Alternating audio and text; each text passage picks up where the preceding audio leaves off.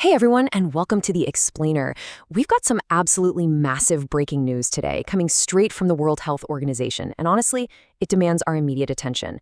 We're tracking a rapidly escalating situation right now, centered in the Democratic Republic of the Congo and neighboring Uganda. And, this isn't just some localized medical alert. The WHO has literally just triggered a massive global alarm regarding a highly dangerous, very specific strain of the Ebola virus.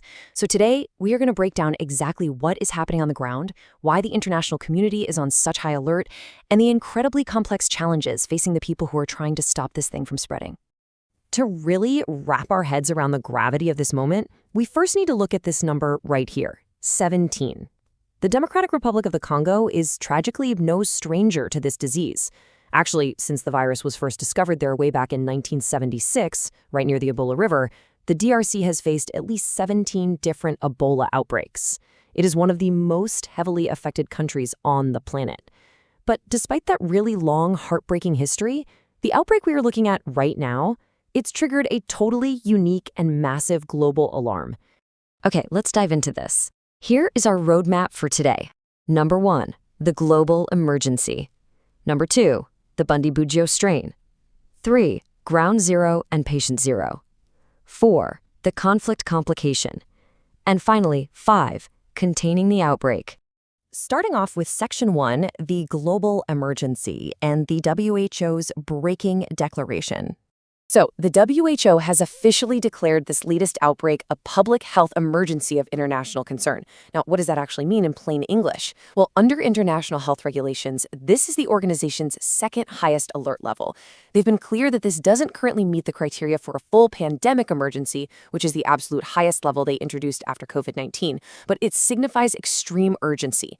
WHO Director General Tedros Adhanom Ghebreyesus warned that neighboring countries are at high risk for further spread, and that's largely due to population mobility, cross-border trade, travel, and just a lot of ongoing epidemiological uncertainty. And the numbers? Well, they tell a pretty sobering story. According to Africa's Centers for Disease Control and Prevention, we are already looking at 88 deaths and 336 suspected cases. But it's not just the volume of cases that has experts worried. It's the geographic footprint. The outbreak originated in the northeastern DRC, right near the borders with Uganda and South Sudan. But it hasn't stayed put.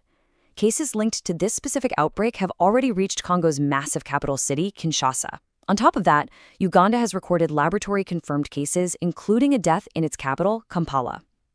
Doctors Without Borders has warned that seeing this number of cases and deaths in such a short window of time, spreading across health zones and international borders, is just extremely concerning. Moving to Section 2, the Bundibugyo strain. Let's unmask the virus itself.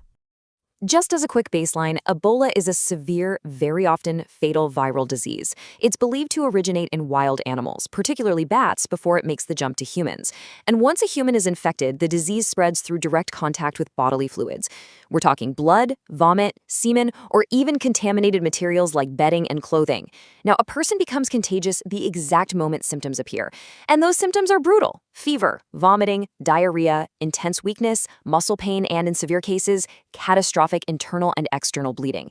The incubation period, so the time between getting infected and actually showing those symptoms, that can be anywhere from 2 to 21 days.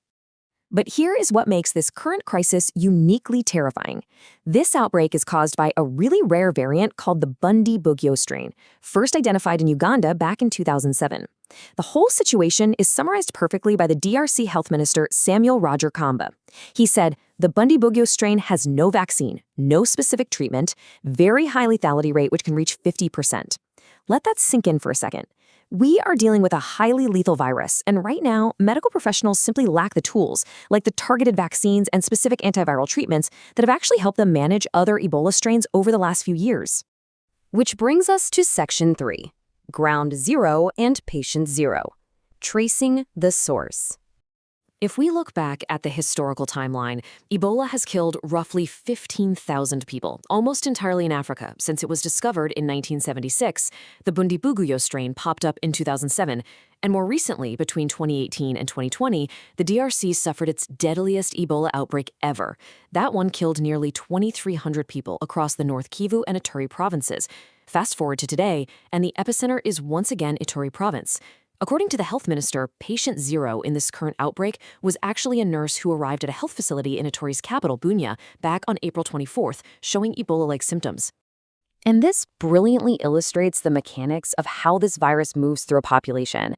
The outbreak really took off in Mongwalu, which is a super busy mining area. And, in an active mining town, you naturally have a highly transient population. People are constantly coming and going.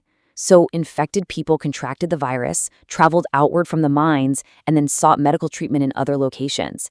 And because a healthcare facility can actually become an amplification point if proper isolation isn't set up immediately, the movement of these infected folks essentially paved a highway for the disease to spread deeper into the country and eventually across borders. Let's move to Section 4, the conflict complication. This is truly a crisis within a crisis. Both the WHO and the Africa CDC have explicitly warned about a perfect storm of compounding risks in Ituri province. You've got high population mobility completely mixed with a network of informal, weak healthcare facilities. But honestly, the most severe complication by far is the violence by armed rebel groups. Doctors Without Borders has pointed out that a lot of people in Ituri already struggle to access basic healthcare simply because they're living with intense daily insecurity. Think about it. When medical teams can't safely get to a hotspot, or when regular citizens are just too terrified of violence to travel to a clinic, rapid contact tracing and isolation, they become almost impossible.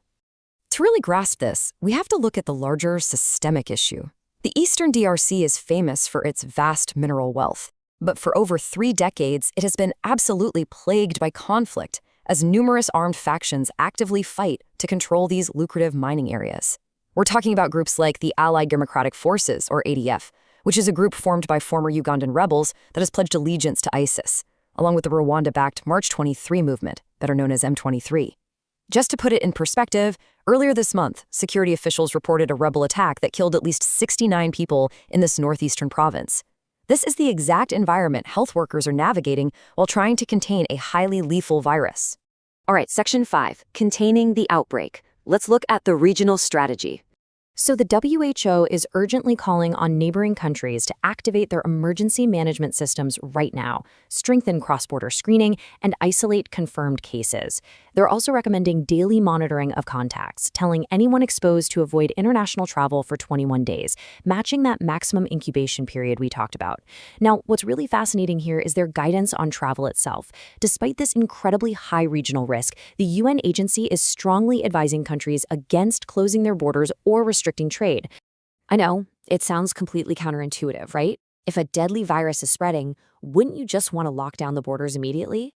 But the WHO's logic is actually pretty sound. They explain that enacting strict border restrictions doesn't usually stop movement, it just drives it underground. They caution that border closures could encourage unmonitored informal crossings and undermine containment efforts.